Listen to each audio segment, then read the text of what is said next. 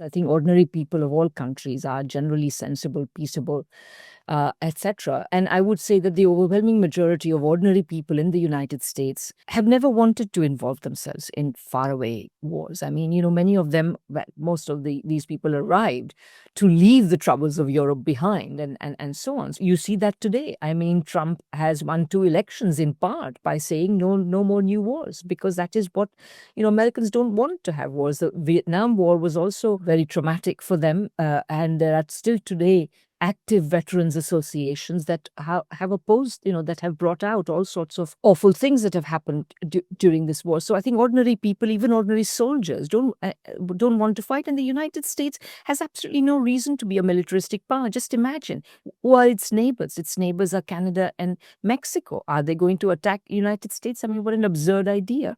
So the United States itself has absolutely no threats that it faces. It has created this biggest military on the world and 800 plus military bases around the world, but through a process of threat inflation that is basically being the work of people who call the ordinary people of the United States isolationist and say that they must be persuaded to, be part of the world. And whose interest does it serve? It serves the interests of the big American corporations who want to open up the rest of the world to themselves. Initially, of course, it was the Western Hemisphere, the Monroe Doctrine, etc.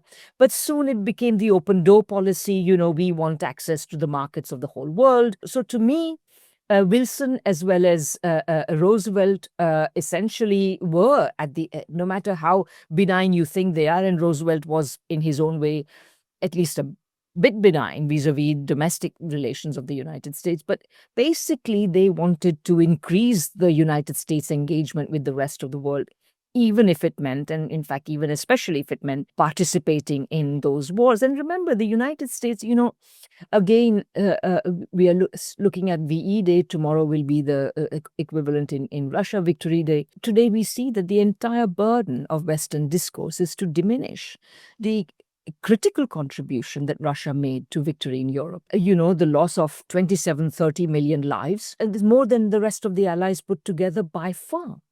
Not British, and American lives were very, very comparatively few American lives were lost. I don't have the figure off the top of my head. That's what I mean. Wars have been very, very beneficial for the United States, especially when somebody else fights them. And that's why United States loves proxy wars. I mean, think about it this way. The United States was fighting a mighty proxy war, basically, between the First and the Second World War as well, with relatively few American boots on the ground, everybody else fighting, and they benefiting by supplying, getting contracts for their economy. So yeah, you're giving me an important thought here. I had this discussion also with Professor David Gibbs, and he pointed out how the United States really learned how to fight, maybe the ultimate form of proxy war in Afghanistan, and how the playbook there in the 80s is the same as in Ukraine. And by now I've come to the conclusion that I don't even want to call them proxy wars anymore, because that concept refers to two powers using proxies to fight each other. What we are seeing at the moment, I would call it an implementation war,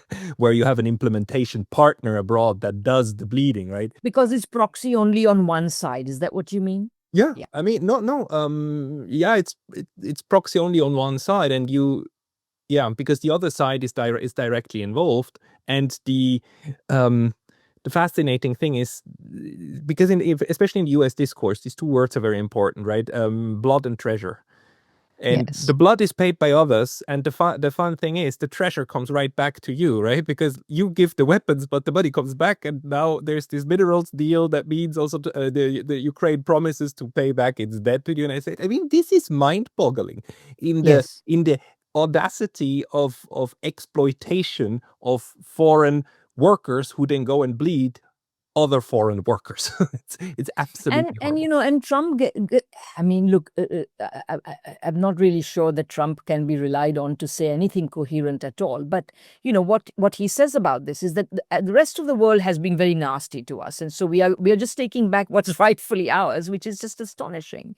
And even in the case of Ukraine, most people don't realize this, and I think somebody should do a proper paper on exactly how much Ukraine actually owes the United States, because a lot of the weapons that are being supplied to Ukraine are being supplied by a recharged version of the old Lend-Lease agreement, in which, and I even remember a congresswoman being interviewed who said, we're just keeping a tab for Ukraine. So the Ukraine will eventually, we will have to pay for all the arms that the United States has supplied. So it would be interesting to see how much is a grant, how much is a loan, etc. This to this country, which the West generally has essentially used, and whatever remains of Ukraine at the end, it's going to be a sadly diminished version of what Ukraine was even in April 2022. I guess, when the Russian special military operation was launched, or February 2022.